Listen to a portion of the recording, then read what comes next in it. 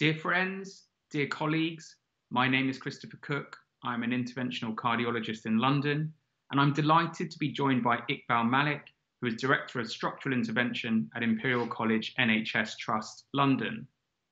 The topic of this Facing COVID-19 with PCR video is to provide guidance about protection during the coronavirus pandemic. Now, although we as interventional cardiologists are well accustomed to standard sterile operating procedures, and indeed protection from radiation, there is a significant increase in knowledge and practice that we need to attain in order to protect against the viral transmission of COVID-19 and ultimately to break the chain of infection. Iqbal, you've been very active educating on this topic on social media. Can you share with us your approach to the topic of protection in the coronavirus pandemic? Thank you, Chris.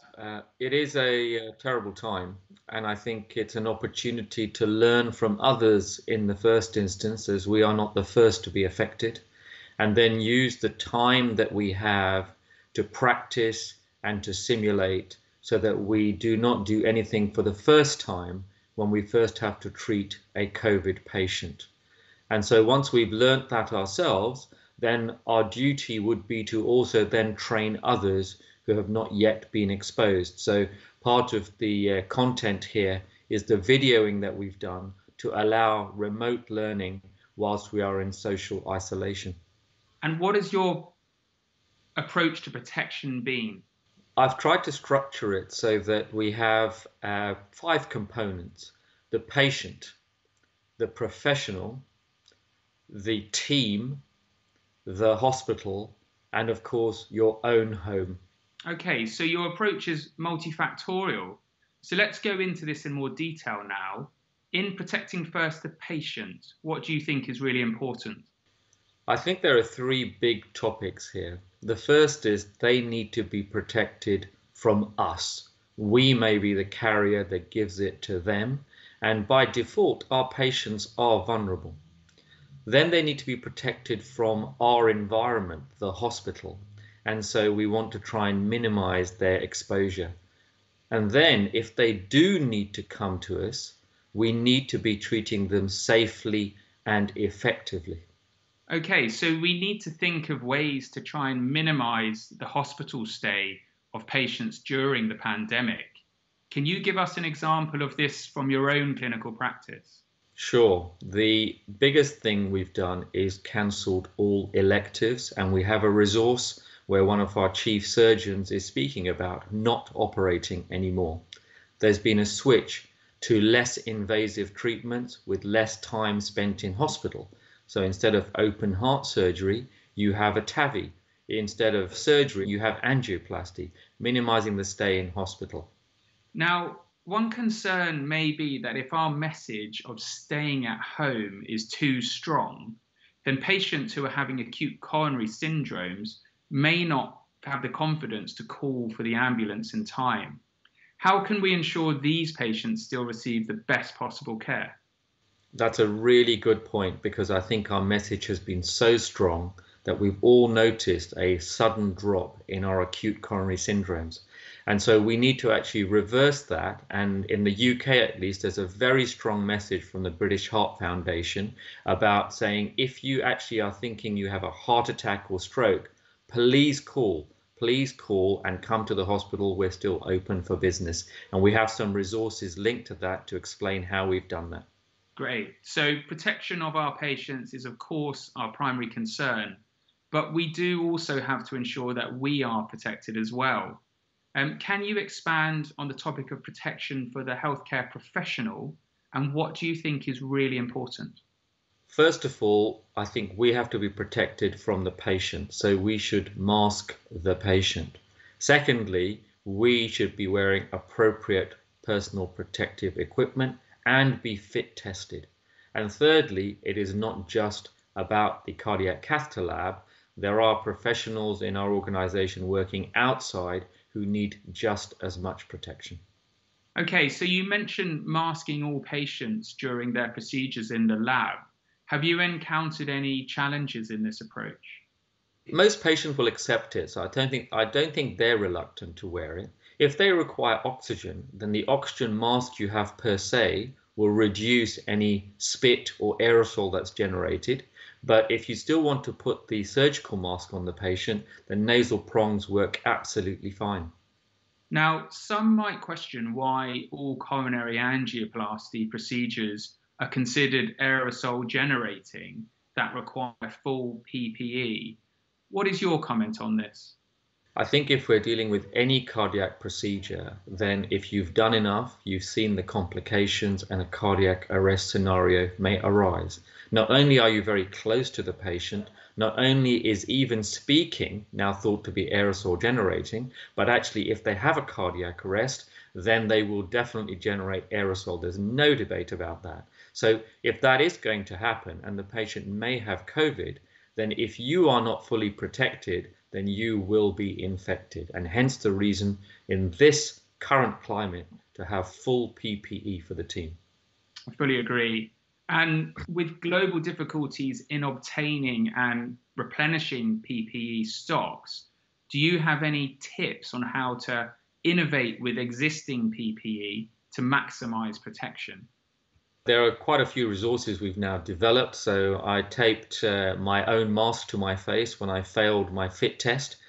We've got some of our workers using scuba diving masks, and the building industry has a set of very good masks that we have repurposed for our team. So there's lots of tips and tricks available. Great. So you mentioned team there, and of course, we always work in teams. So how can we ensure the protection of the wider healthcare team? Again, I think it's a multifactorial thing. So step one is to get the warning that a COVID positive patient is coming. And we have a resource now that tells us how the ambulance service can give us that warning so the team can be fully prepared. Once you have the team, then as you know, with cases, the team can change. The anaesthetist may come in. There may be a change of personnel. We need to be sure that each member of that team is not only protected from radiation in the lab, but also now fully covered by PPE to protect them from coronavirus. And finally, there is the issue that there is no I in team, as they say, but there has to be a leader. And the leader of the team needs to be approachable and build resilience in that team. So you mentioned leadership there. Now, have you got any specific examples of leadership that you think are important for the protection of the healthcare team? So I think when you're acting as the leader, part of it is to produce the safety for the rest of the team. So I'm quite belligerent, I'm quite aggressive when people are coming into the lab to make sure they're protected. A recent example is that my own fellow, for some reason, did not have the full PPE on and therefore had to be sent out to do it again. But on top of that, I think you have to show yourself to be approachable and present. There's no point in being an absent leader. And that approachability builds a resilience in the team. If they can talk to you, if they can share their concerns with you, then the team will work better.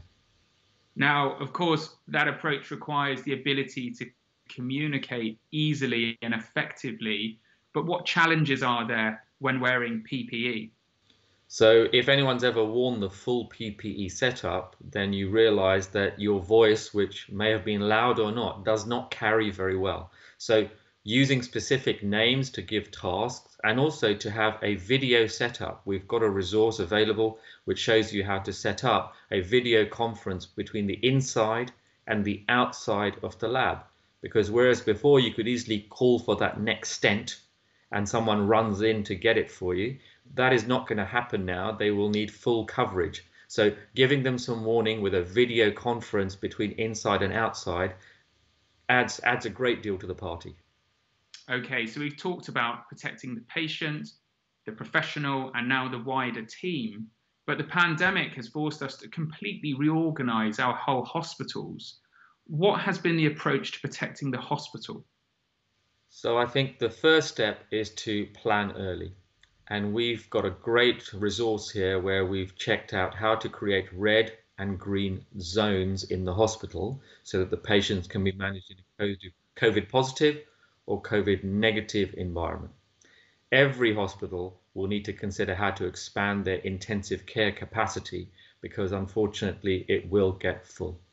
And finally, there is the idea of regional or network working, because each hospital is certainly not in isolation. There are others in the region that can work together.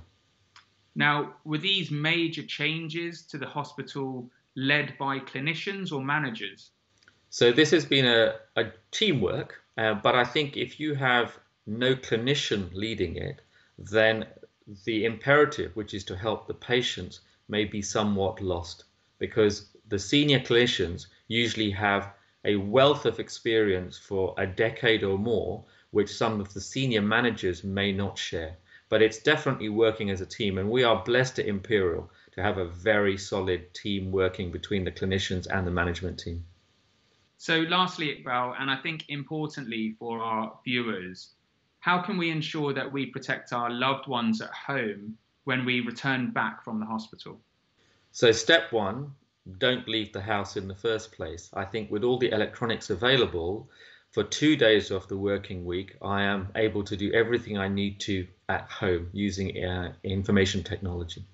The second step is, if you haven't protected yourself at work, then you haven't protected your family when you get home. So protect yourself.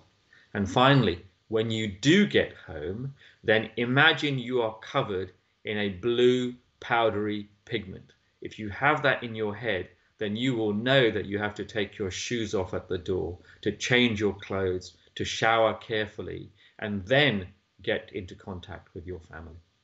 Thank you, Iqbal, for that in-depth summary of your approach to protection during the COVID-19 pandemic.